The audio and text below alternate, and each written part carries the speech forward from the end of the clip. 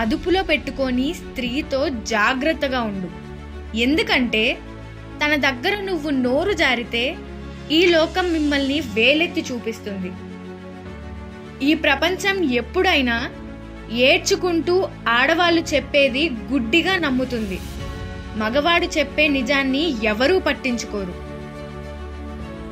అబద్ధం ఎప్పుడు తోడు కోరుకుంటుంది, కానీ నిజం ఎప్పుడు ఒంటరిగానే ప్రయాణిస్తుంది.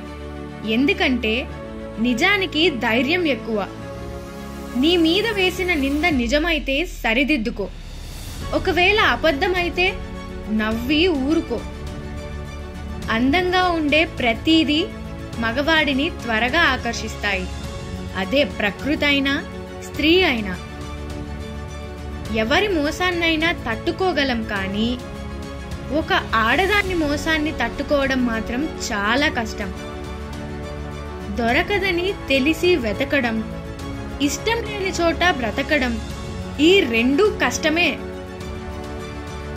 నీ నుండి ప్రేమను పొంది ద్వేషాన్ని పంచే జీవులు పాలు తాగి విషం కక్కే కోడనాగు లాంటి వారు.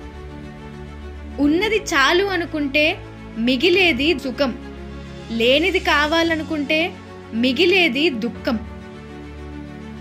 అలవాట్లు ఆయుధాలు లాంటివి. మంచివైతే జీవితాన్ని పైకి లేపుతాయి, చెడ్డవైతే పైకి లేచిన జీవితాన్ని కూడా కింద పడేస్తాయి. ఎవరికి ఎంత చెప్పాలో అంతే చెప్పు, వినకపోతే వదిలే, వాళ్ళే తెలుసుకుంటారు. మీ సమయం వృధా చేసుకోకు.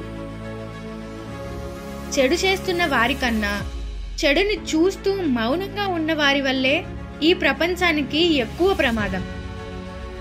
ఎప్పుడైతే మన బంధాల కోసం సమయాన్ని ఇవ్వము, సమయం మన నుండి బంధాన్ని తీసేసుకుంటుంది.